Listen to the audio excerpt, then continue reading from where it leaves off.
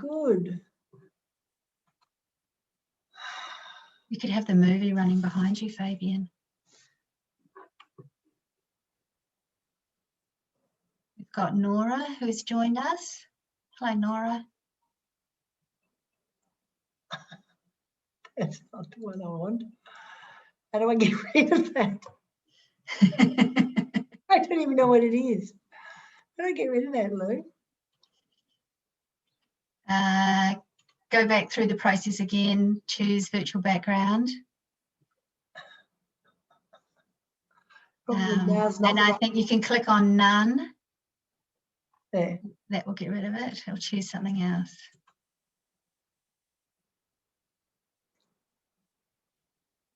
Oh, you have so many. You can run a slideshow in the background. I could if I could just find them. You just ignore me now.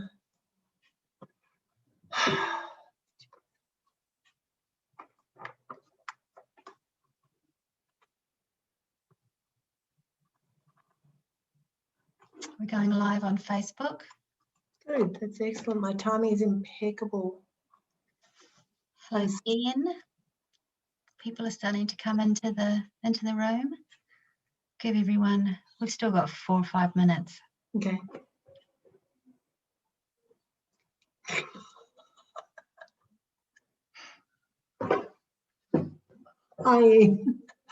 I'm choosing a really appropriate background with icebergs in it. Well, we watch you go through your gallery, your photo gallery.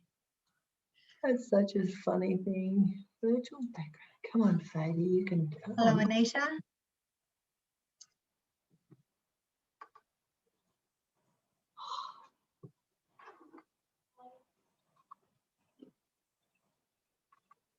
There you go. Oh, that's lovely. Is that one of your photos, Fabi? Random. I was researching rainbows in Antarctica today. It's their International Day. Do you have rainbows in Antarctica? No, it's very rare to have rainbows No, in Antarctica. you don't have rainbows in Antarctica. You have the southern lights, but you don't have rainbows because of the direction of the light, I don't think. Oh, I'm going to Google that. And because it's so dry, you need water crystals in the air. Yeah. But it is the International Day against homophobia, transphobia.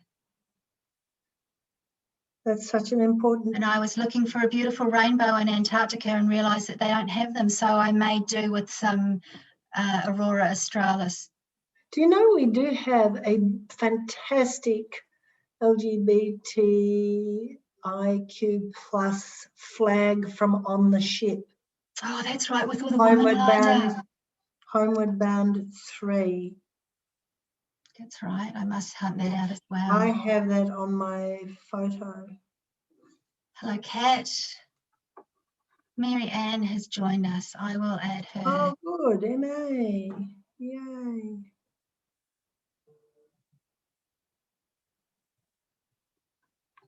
Hello, Bernie Ann and Rebecca.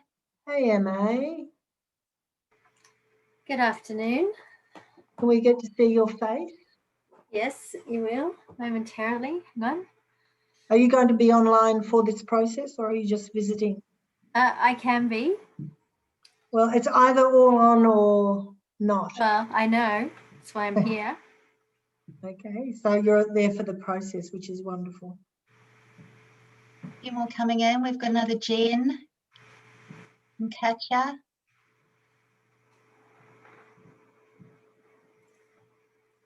You should mind my photos, Louise. I should mind your photos. I love your penguins, Marianne. Hey, MA. Yeah, they're great, aren't they? Hello. How are you, beauty? I'm good. I sprained my ankle really badly on the weekend, so I've spent the last 2 days on my bottom. No, how did you do that? How did you do that? I was walking the dog. Of course, something desperately simple. Yeah, I think a rock buried in the path or something. Anyway, he behaved like Lassie, to his credit. Did he? What did he do when he But got help? he couldn't drag me home, so He went and got help? I phoned for help. Oh. Yeah. Oh, baby dog. Scary for them. I'm currently trying to find the photo for Louise that we took in Homeward Bound 3 on the bow of the ship, everyone in multiple colours. I have there. I think Rachel shared it a few weeks ago. Oh, good. So I don't have to look for it. I'm No. up to 2019. Emma, you might be able to tell us. I went looking for a rainbow in Antarctica today and I could not find it. Hello, Lucy. Welcome. Sabina. Oh, you got MA thinking about the answer. I've definitely seen them. In Antarctica? Well, in the Southern Ocean. Yes. Possibly not in Antarctica. As Louise was saying, it needs the crystals in the atmosphere. Moisture, isn't it? Yeah. Maybe it's because it's ice crystals, doesn't behave in the same way. No. You need rain. And that's strange, in isn't the it? Sub-Antarctic. That it's the driest place in one of the driest places in the world. Louise, are you going to welcome everyone when I think everyone's arrived? I will. There's quite a few just coming in now. Good. Hi, And Marissa. you'll let us know how many there are, just to get an idea of our audience. Yeah. We're at about 20 now. Okay.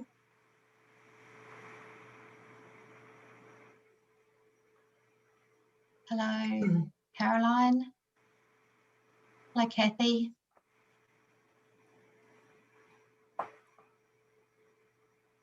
It's interesting to be on Zoom. We can't see people. I know. I know, that is my mistake. I set us up as a webinar today. That's okay. It's good to experiment.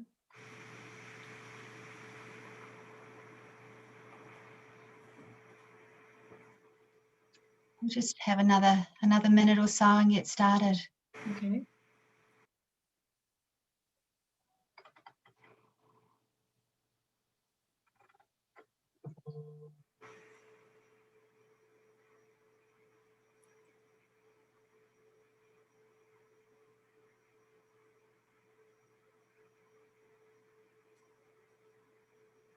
Did you watch the film again last night, Fabian? No, I did not, but I have seen it 4 times. Did you, Emma? I did not either, but I've only seen it twice.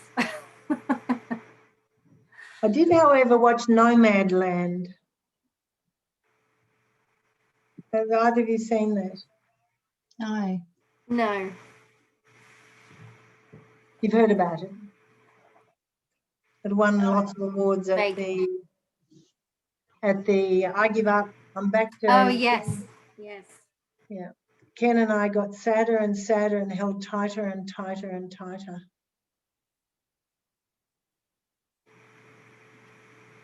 Is that a recommendation? It's a story that hasn't been told that needs to be told. But it's about the lady who's homeless. Oh, just about the unseen, the invisible people in our I world. would like to see it.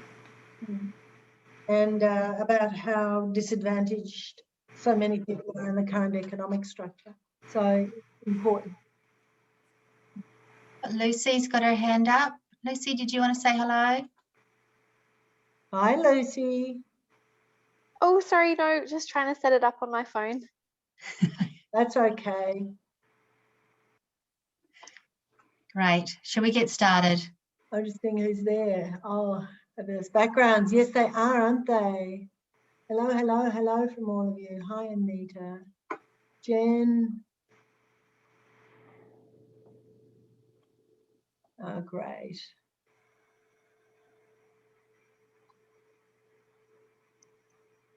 Okay. Okay, we get started. I'll just quickly do some housekeeping. I'm Louise Johnson. I'm the Communications Manager for Homeward Bound. And I'm really excited to have Fabian Dattner, our CEO and founder and dreamer, and Marianne Lee, our amazing co-founder of Homeward Bound, here to answer some questions about the film that screened last night on ABC Live. We've had quite a few questions come in already over the course of the weekend, but I'll hand over to Fabian first to say hello and introduce herself and give a little bit of an update. Well, my love and gratitude to all of you on a Monday evening, for most of you, I suspect, for joining the call. It's quite a big event for us, for the film The Leadership to be viewed on the ABC. It was released into the festival scene last year with a lot of comment, a lot of feedback, a lot of positive feedback actually. And this is the first time it's gone out to a main live streaming source. So it's great to have you here and to answer some questions for you. So I'm Fabian Dattner. As Louise introduced me, I'm the CEO of Homeward Bound and the CEO of the Dattner Group, and the original dreamer of Homeward Bound, quite literally in October of 2015, in bed next to my peacefully sleeping philosopher husband. I had the dream about Homeward Bound, and within a week, having written the idea down on paper, I was in conversation with the beautiful Marianne Lee and Justine Shaw, both celebrated scientists in their own right, Antarctic specialists, talking about whether it was feasible to do this dream, which seemed so real to me. It took us 2 years of crazy excitement and handshakes with each other and conversations and developing and trialing a whole range of ideas that none of us had ever done before. And for those of you who've ever tried to get something off the ground, whether it's a family holiday, a program, a policy, something that's not been done before, you all know that the first of anything comes with a certain magic, a certain mystery, and unquestionably challenges. In the original dream, I not only saw the banner of Homeward Bound, but I also saw a film crew over my shoulder, and I knew we were making a film that would be an interrogation into leadership seen through the eyes of women, particularly women with a STEM background, smart, capable, curious, deeply informed people who had the power to influence leadership for the greater good. The film that was made is a little different from what I had originally imagined, and the film that I had dreamt of is yet to be made. But the film that was made by Bunya Productions, quite independent of myself or MA or Justine, was directed by Ili Barre. It's her second film and her first major feature film. And to this context, which often happens with documentaries, you don't quite know what film you've got until you get back from filming in situ, on site. And the film that emerged became much more about both my personal journey as a leader, the lessons we were to learn in delivering Homeward Bound 1, but also in the unrelenting light of day, the challenge for women in advancing their leadership unfairly, facing volumes of systemic bias, and for many real and still deeply painful levels of abuse. As a result of the first trip, we made some 60 odd changes to Homeward Bound.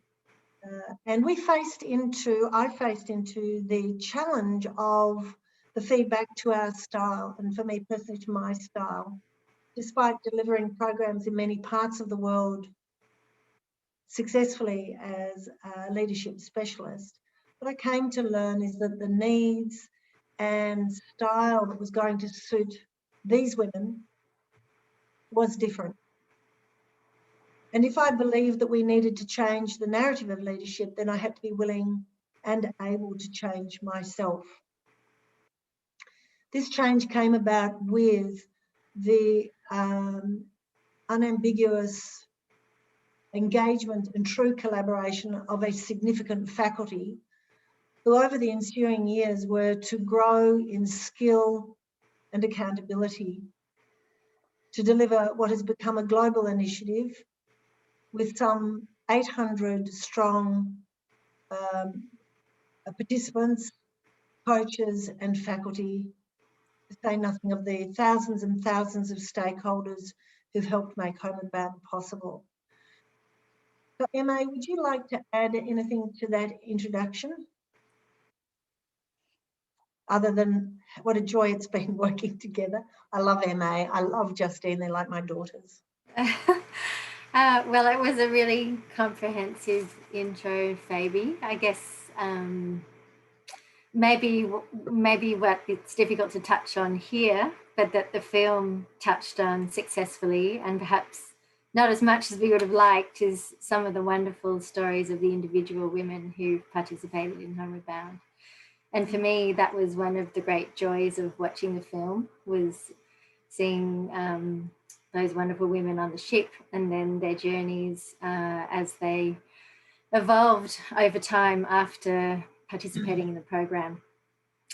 And certainly for me, as the chair of the working group on the board of Homeward Bound, for the monitoring and evaluation and learning group, it's also been wonderful to put surveys out to the different alumni who participated in the program over the first 4 cohorts, and to hear their feedback and their stories and about how Homeward Bound has influenced their lives. So I think, yeah, a lot of the passion and excitement and wonder and joy and diversity that the program captures.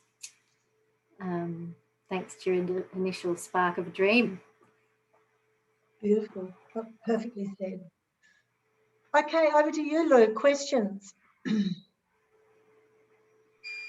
Excellent. Feel free, please, to add any questions using the Q&A button at the bottom of your screens.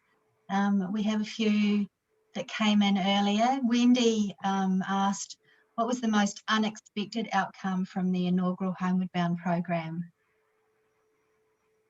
Emma, would you like to answer that? Gosh, it's difficult, isn't it, to narrow it down to any one particular thing. It's hard to say whether it was expected that we would be able to continue or not, but that was certainly a wonderful outcome, that we were able to have a second, a third, a fourth, a fifth, a sixth cohort of Homeward Bound, and the network that keeps growing. I don't know, Fabi, what's your most unexpected? I would say one of the most unexpected outcomes was that we role modelled the change that we think needs to happen in the world. So we come from a base where we think the practice of leadership is not serving us anymore, that we should all want more and expect more from leaders. And I think in 2017, as remembering there were 78 people on the ship, and I would say for probably 65 people, it was a very, very special and life-changing event. But there was a small but very vocal quorum who could see the things that we had not done well. And they were, as often happens in a scientific context, not like in business where you give hamburger feedback, praise, criticism, praise. It was straightforward into the criticism. And I think by April, May of 2017, it was the deep collaboration of the faculty and the recognition that we had the courage and conviction that we had to role model the change that was being asked. If we couldn't role model it, then we made a mockery of what we were trying to do. That would be probably for me personally one of the biggest surprises, and that's grown exponentially in the years since. Nora has asked, can you share some of your key learnings and insights from that program? Well, for me personally, you know, I think I've always believed as a leader the importance of vulnerability and being open to feedback. I think what I learned most in that context was whilst I like who I am, and I believe I am enough, I have enough to do in life what I do, I recognise the scale of change needed in the practice of leadership was sorely tested in that first voyage. And I think I had known intellectually what that would require, but not quite so intimately. So my language changed, the speed at which I speak, the recognition of cultural diversity, and that what is taken as given in Australia, we swear a bit, we cuddle a lot. I'm a very tactile person. That some ways of working with people that I had taken for granted were not appropriate in that environment. We also learnt the incredible impact of taking, you know, what was 90 women, including the faculty, on a ship to Antarctica in a pod environment with no comms back home, and discovering how gracefully so many leaders behaved and how many women rose to managing this very complex environment.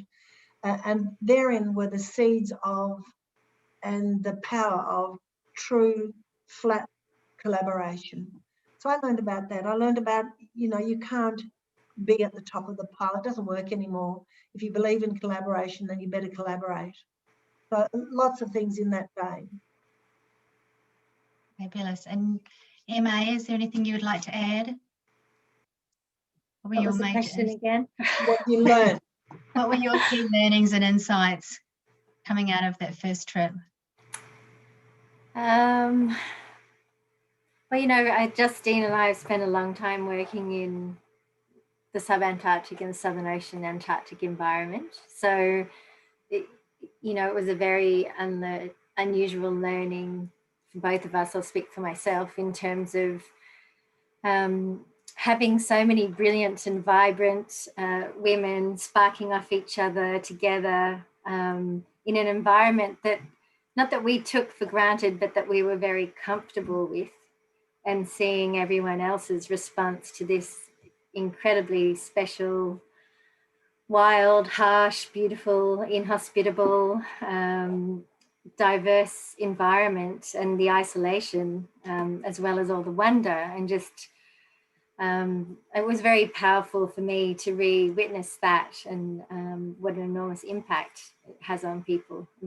Obviously, we're talking about Antarctica here, and it's a sentinel of the change that we see in the world, and especially the Antarctic Peninsula is a place of rapid change, unfortunately. And there are many other wonderful wildernesses, hopefully not all dwindling, where similar experiences can be had, but certainly not the same as Antarctica. Mm-hmm. It's truly a profoundly life-changing environment. Profoundly, nothing like it on the planet. I think Justine's just joined us. She has. I'm just going to bring her on as a panelist.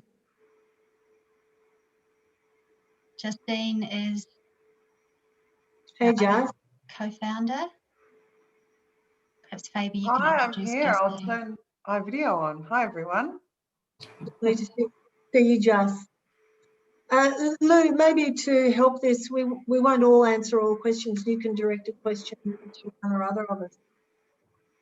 Okay. Katya has asked a question. What change did you see throughout the journey? You mentioned you role model change. How did you role model this change? If you do a trip again, what would you do differently?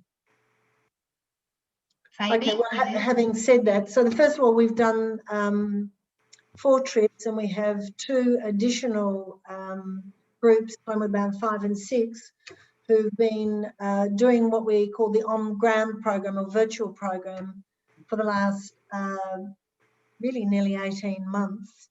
So Homeward Bound 5 started their journey early last year, and Homeward Bound 6 started their journey early this year.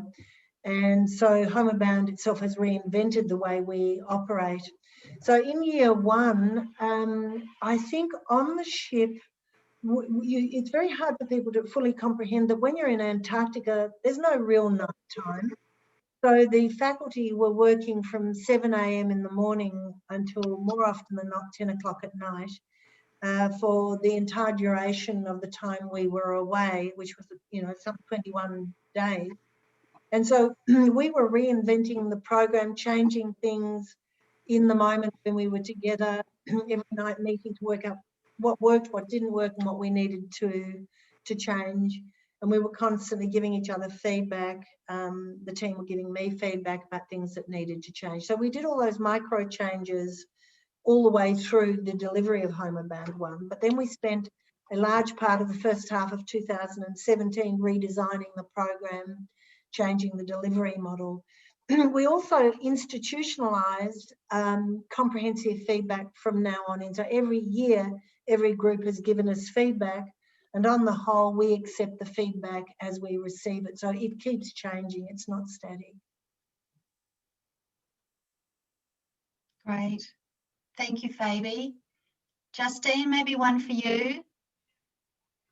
Great. An anonymous attendee is asking, as a young researcher hoping to join a Homeward Bound voyage one day, I'd love to hear more about the content and structure of the program while you're on the ship. Sure, thanks Louise, and thank you, anonymous question. Hi everyone. It's a really pertinent question because no voyage is the same. So as Fabi said, we've done 4 voyages, and I think any of the women who've been on Homeward Bound 2, 3 or 4 would watch the film and realise it's quite different from their journey, with elements of similarity, but each voyage is different.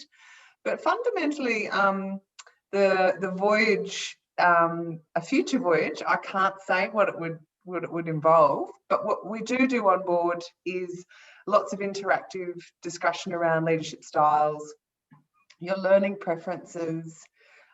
We have a wonderful component of the program which we deliver, which is done at sea, which is the symposium at sea. And so if you can imagine having 80 to 100 women with a background in STEM, we invite each woman to give a short presentation to the whole audience around their journey in STEM, their journey as a woman in STEM, and what they do in their day job. And we give them a lot of freedom in what they want to talk about.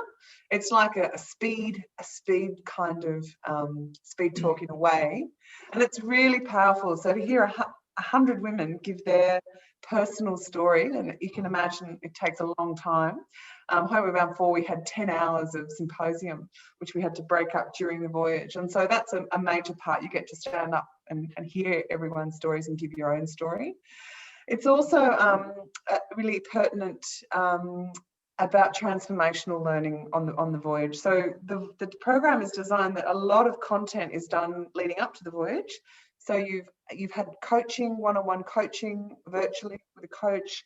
You've been meeting up in groups of 3 with the other women, exploring your own leadership style, learning about visibility, learning about strategizing and how to put strategy into your life and in your leadership.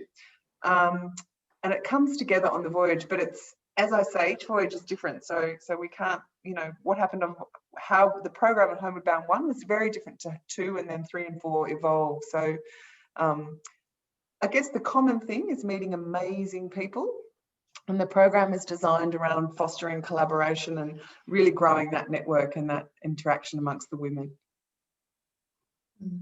Thanks, Justine. Emma, perhaps one for you. Anonymous has asked what happens after the voyage for participants. It's a good question, Anonymous. It's Anonymous, the same Anonymous. So after the voyage, that too has changed over the years. These days, there's more connection after the voyage, and there is a network of alumni that are interconnected, and there are different activities that have occurred over the years that connect the women. Some are spearheaded by the voyage and the connections that they make, and there are special projects which ensue and evolve following the voyage and have ripple effects.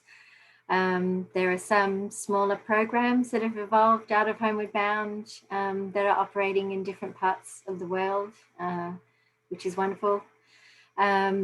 We've had an alumni organised conference event that ran continuously for 24 hours around the world, with alumni from all around the world participating, which was really incredible. It was last year. So the network is a big part of what happens afterwards, but also we're refinding ways to touch base with the women 100 days after they've come back from the voyage, which is a really critical period after they've had time to reflect on the experience of their year of learning plus the voyage. And then, of course, you can imagine that it's probably helpful to have multiple touch points after the voyage as women either re-navigate the life that they were leading prior to the voyage, or if they've decided to make big changes and they start to enact leadership lessons that they've learned during the program. That's another period where it's important also for us to reconnect with them. I'd also add just very quickly that quite a number of alumni are part of the faculty now and have significant roles, and our lead facilitators are all alumni. We also have a wellbeing stream that has got alumni in it. So alumni are involved in the design, the development and the delivery of what we do now quite significantly.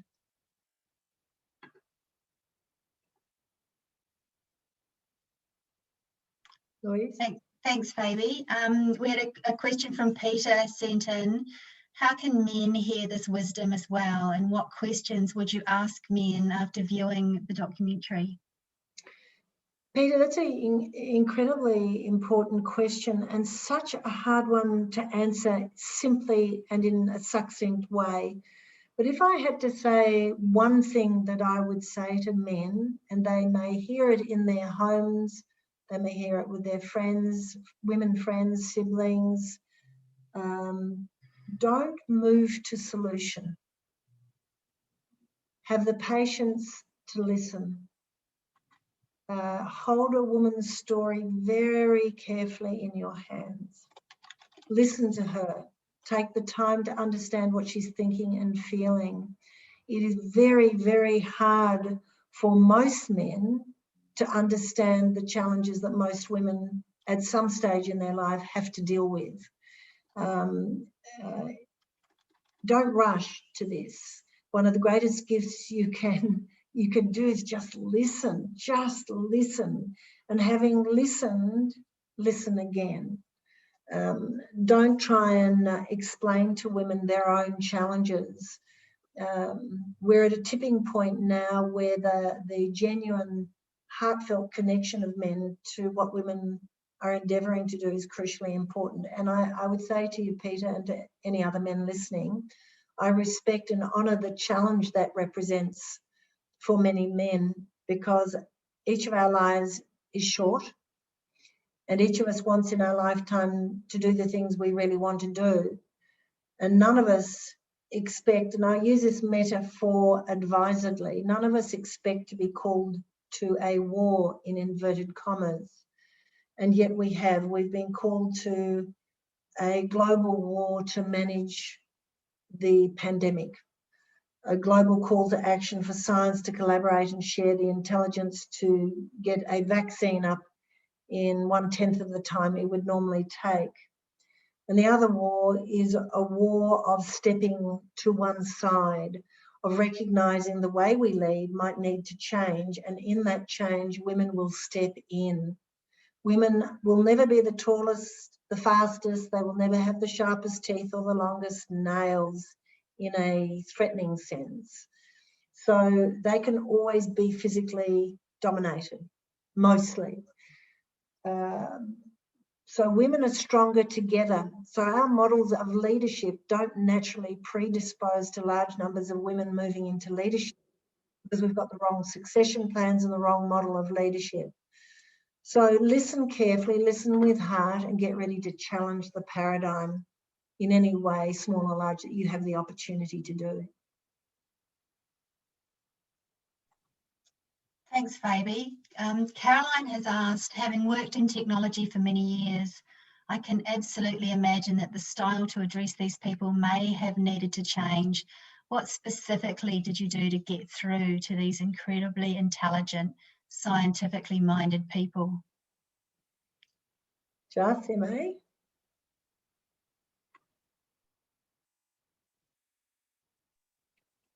I can answer and Emma can add to that.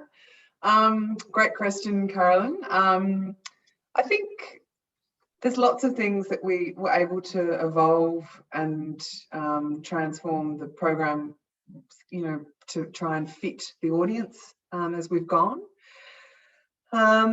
We try and we now do coaching before the women come on the voyage. So they've looked at their own, in the film you see women getting some feedback or diagnostics around their leadership style. That happens before now, and there's coaching.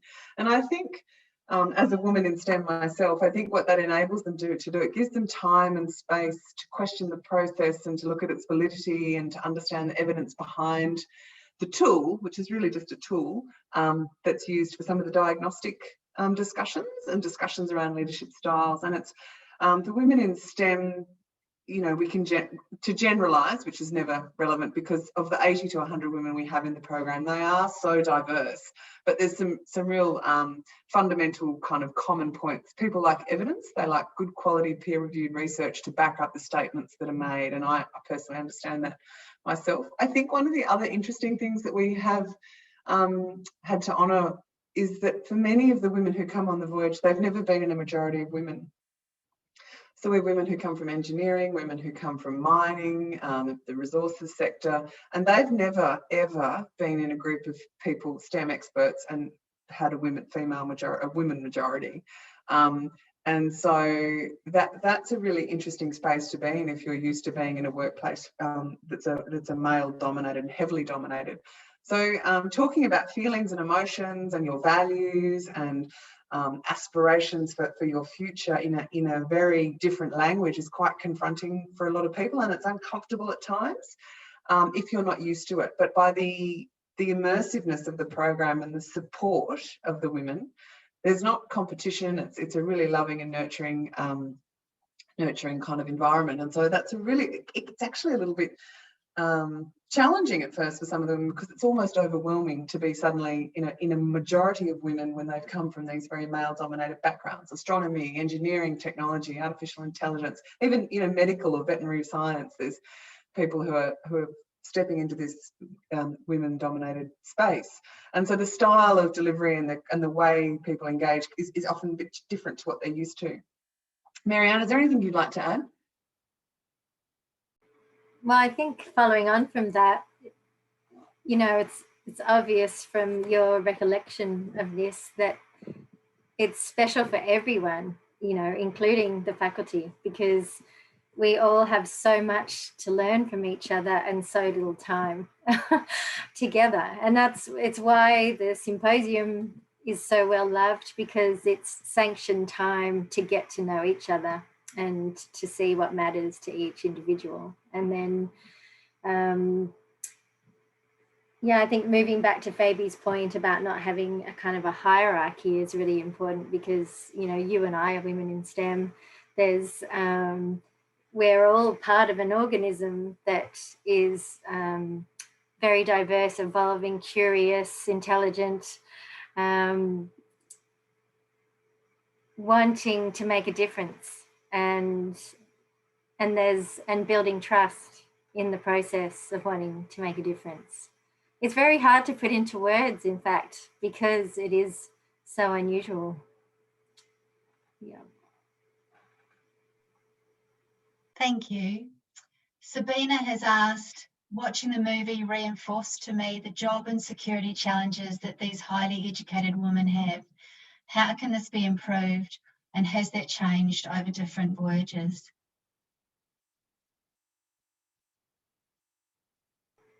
How long have we got?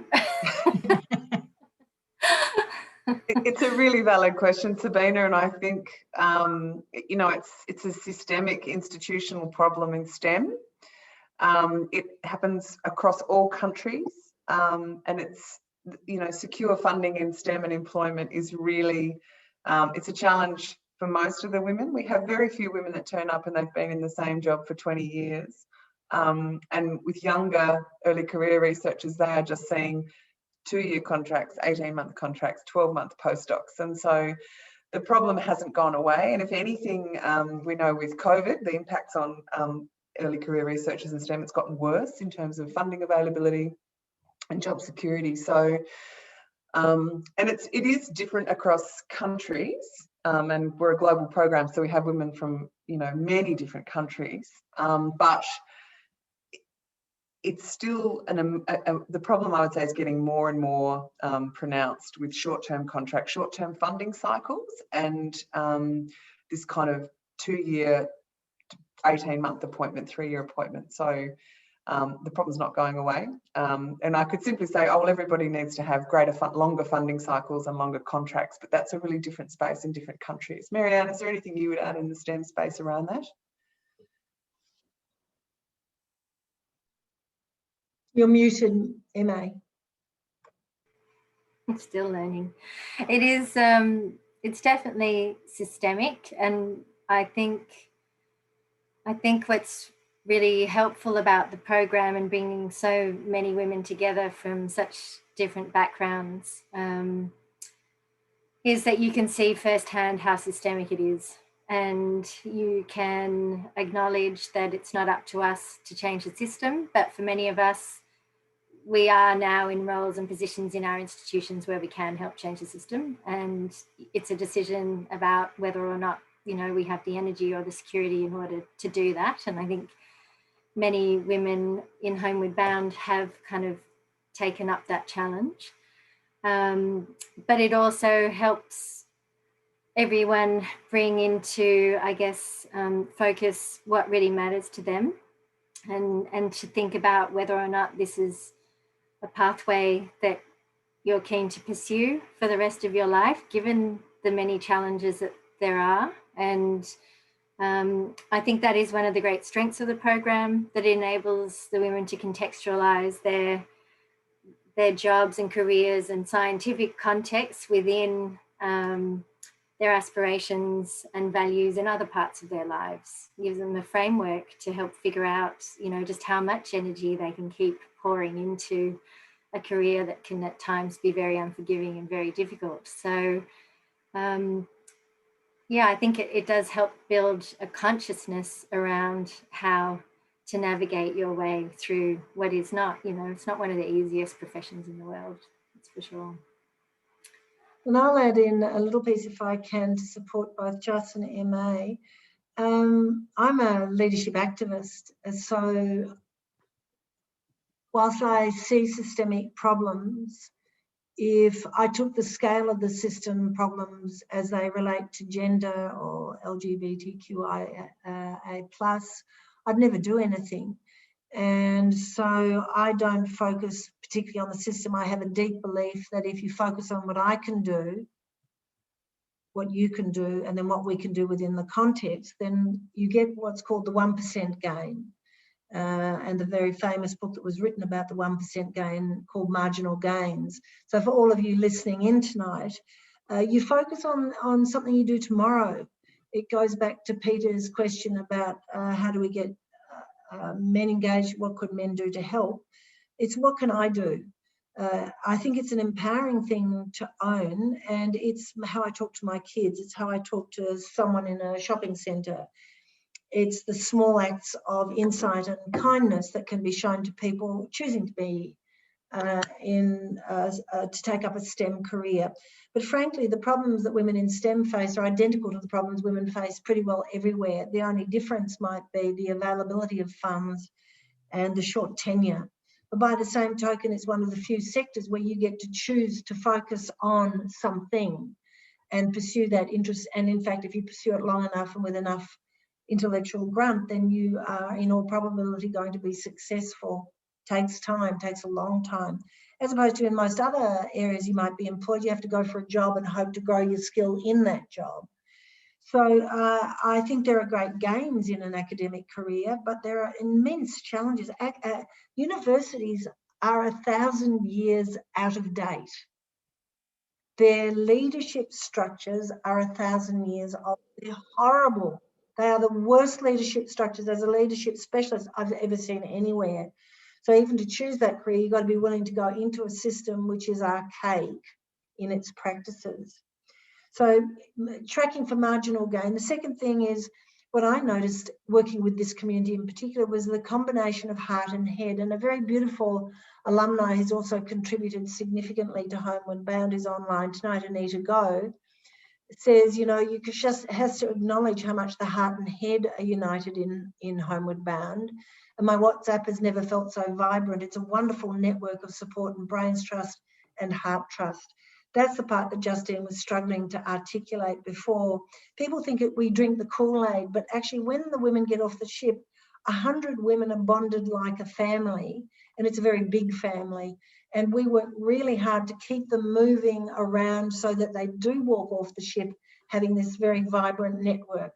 And so from then on in, every problem you face, every challenge you face, if you want to collaborate on a project, suddenly you go into the alumni or into your particular year, and there's a storm of response. You know, put one question in and you'll get 100 responses. So those are the elements that make this incredibly important. This is a group with incredible intellectual grunt, trained in the way they think, who need to know what they feel is also of value in the world. Thanks, Fabi. Dawn, who is watching on Facebook, has asked, have you sort of doing the same thing for women in emergency services after the STEM voyages? There's a similar need for women in this sector. Yeah, in every sector. And yes, we do. Lots of us do a lot across the board. The two people who aren't here tonight, Julian May and Sarah Anderson, with an organisation called Visibility Code that they've developed together as a result in part of their significant experience and network within the Homeward Bound journey, will say that their journey to help women in all sectors is to elevate their visibility. The Dattner group, it's encouraging women to be visible as leaders.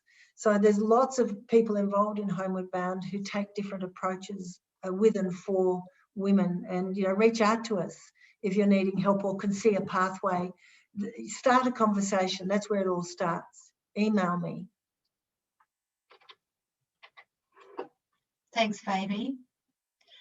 Dee has asked, it sounds like you set out on this journey with a clear idea of what changed to leadership practice, or perhaps a leadership style that we need to address our contemporary organisation and society needs. What are some of the key requirements or traits that were confirmed from your original thoughts on what is the ideal leadership style or practice? Justine? Well, where it started, it didn't start in thin air. So it started off the back of, you know, for 35 years, I've been doing this sort of work with men and women. And a long time ago, I could see that the practice of leadership was in serious trouble. And as someone, I'm a lay lover of science, I could see how science, imperfect as it may be, is the best choice we've got to make decisions on. And, you know, you're entitled to your beliefs, but not your facts. So pay attention to the terrible imbalance in who is leading our world, mostly men in their late 50s to middle to late 70s. Belief has overtaken fact. And, you know, scientists have had to march in the streets to protect what they do, which is just horrific. Science is used to defeat science. Science is used to prove science wrong. Science is used, the technology, the infrastructure of science, or that was created by the scientific mind, is created to promote unfounded, brutal belief systems that diminish all of us. So, you know, what we have seen happen is the pandemic, for instance, has highlighted some of the worst practices of leadership, and concurrent with that, some of the best. And some of the best practices of leadership have been demonstrated by women leading countries, where the response to the pandemic was social, psychological and spiritual rather than economic. And that's not to say economic response isn't utterly important and something in Australia we can be deeply grateful for, but you've got to do the rest as well. So what do we see as the principles that underpin this? Collaboration, inclusion, legacy mindset. You're trusted not by what is at the end of your career, at the end of your nose, but what do you leave behind and what do you hand over to others behind you? And finally, that all of us must be trusted with assets, money and people. You know, you have a duty of care as a leader to care for what is in your hands and not to rape and pillage for your own benefit. Justine or MA, do you want to add anything? I think Fabi summed it up really well, very well. I think Thanks, Dee, one of the other, she's good at her job.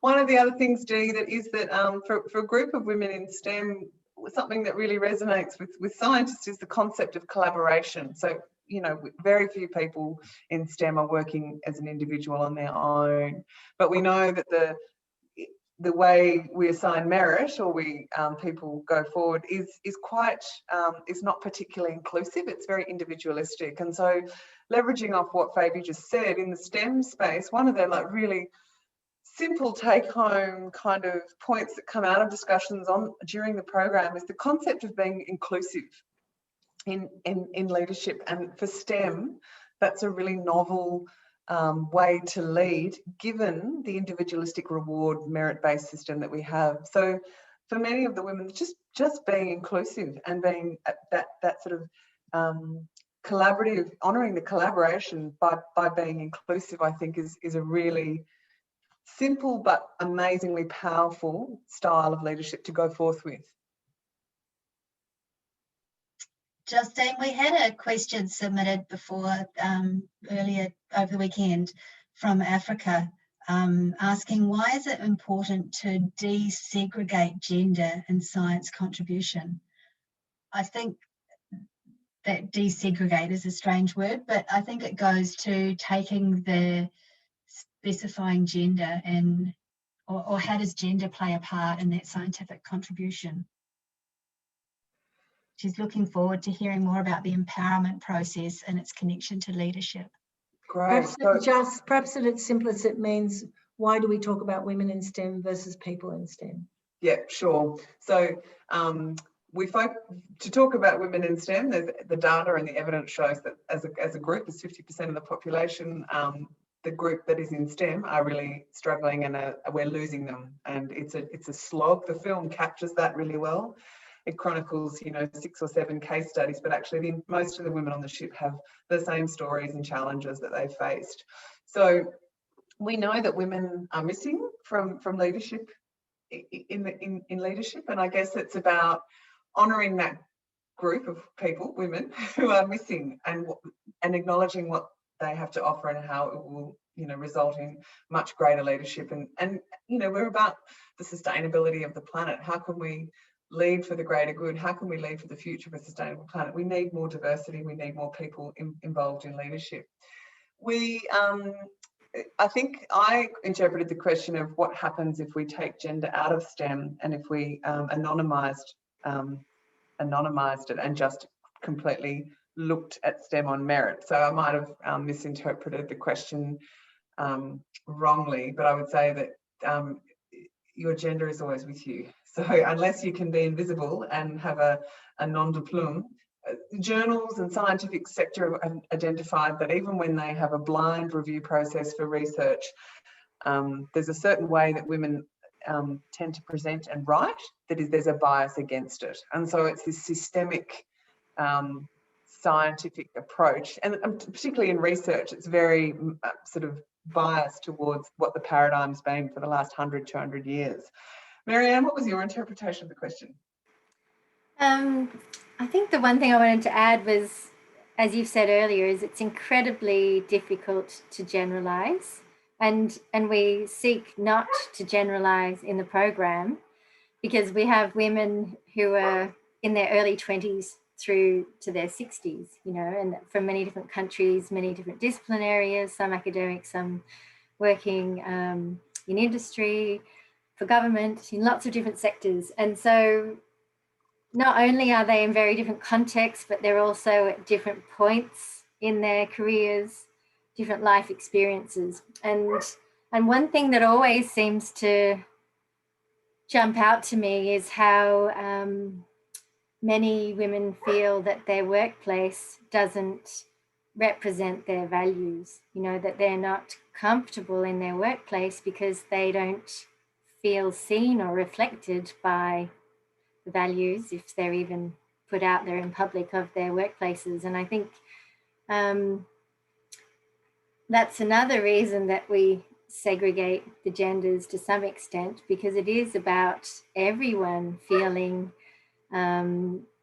able and capable to contribute in such a way that they feel respected and included and able to do their best and to excel in their lives. And there's a lack of that in many of our workplaces at the moment.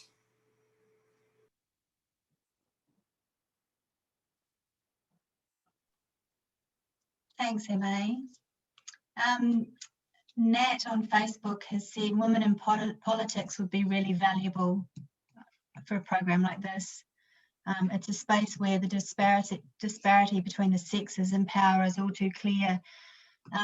Perhaps Fabian and Justine and Emma, you might like to discuss or talk about how our male politicians seem to be getting it so wrong in Australia. You know, I love the question, but I think it probably waylays us from our topic. Yes, it does need to happen, and yes, it can be done. But as an activist, I'd say don't worry too much other than to comment publicly whenever you have the opportunity about what's happening, where you can take change. Just focus on where you can make a difference. You know, I'm you know, pretty clear that I don't think Scott Morrison is a good leader, nor do I think he's a good political leader. I think he's caught in an era that it belongs to another time, and it's not whether you're Labor or Liberal, it's just bad leadership in every degree, and he's a bully. Unfortunately, you've got to have a look at how our system works to encourage that. But otherwise, I'm not sure I can really add. Not in this forum. We could probably talk for hours underwater about the topic, but perhaps not in this forum. Interestingly, some of our women who've done our program have gone on to politics. So in a way, we are having an influence through the program. Some of the women have been so transformed and empowered to go forward with their leadership and to take their STEM initiative or their agendas into the political arena. So we have several women who've entered politics having completed Homeward Bound. The most recent having won the Greens position in Scotland. Thank you. Carrie asked, are any of the program's graduates working with schools to support teachers, young women and girls interested in STEM? A lot. And there have been initiatives globally with schools following the program. We got one alumni who's also a de facto member of the leadership faculty, Murray, who has done a range of amazing things globally for children. And Just or Emma, do you want to describe the project that Murray's working on at the moment? I can. I'm not sure. Is Emma frozen? Is she even there? I'm here. Good. Yeah, so to answer generally, Mari's been doing a lot of climate change work with children, communicating about climate change impacts and using her STEM to communicate that. I think we've also had teachers. We've had science teachers, we've had science educators who work with children come on the program. And so there's a lot of our alumni are actually involved in child education around STEM and in a sense around leadership. And in Homeward Bound too, we had the joy of standing on the ice and on behalf of a Latin American, Colombian, wasn't she? Contributor, all of us reciting a message to the penguins from children in a whole range of Latin American countries, which was a very joyful experience for all of us, about the Save the Penguin movement from little kids like 5- and 6-year-olds. Thanks. Maybe one more question and then we might just wind up for the night. Louise. Yeah, we're sort of in that last 5 minutes. Jeanette asked, sometimes as an organisation or initiative grows, inspiration and enthusiasm can be dampened. how do you ensure this doesn't happen as the cohorts evolve? The biggest thing is to let go, because people come in waves of enthusiasm. Let go and let people do what they are passionate about. Get out of the way. Sometimes it's time to move over. So it's been publicly announced that I'm stepping down as CEO, and Just is leading the team that are in the final stages of selecting my replacement. But this time we will actually be able to afford to pay a salary. So, know when to step aside, step down, move over and share, I think is the way you retain energy and commitment. And if you're tired, then get out of the way and let people who aren't move in. Beautifully said, Fabian. Hey? Beautifully said. Justine, Emma, is there anything you'd like to add as we come to the end? No, just thanks everyone for the time and for Yeah. being there. It's lovely to have a live conversation. It's nice and dynamic. Yeah, and just looking at honouring the amazing women who've joined our program, and that the program continues to grow and evolve, and that's a really exciting thing to be a part of. Yeah, and all the women who, not everyone, not just women, who make it possible. The employers that fund women or help women, the partners, the friends, the colleagues, the stakeholders. It's much, much bigger than it appears in the documentary that you've all watched. So yes, thanks to everyone for your questions. Would love to be able to just sit here and talk. Yes. So I might just leave everyone with a little thought. Nothing changes if we don't do something about it. It's very easy to be an armchair critic, but that's not the times in which we live.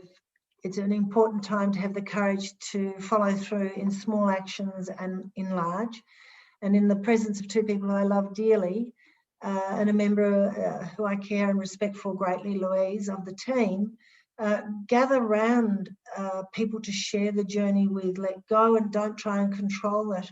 It will take off if it's the right idea at the right time with the right people for the right reason.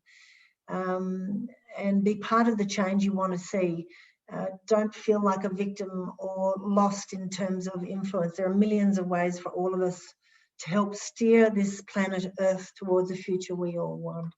Thanks everyone for being part of this, and to Louise for coordinating and organising. A big thanks to you, my love.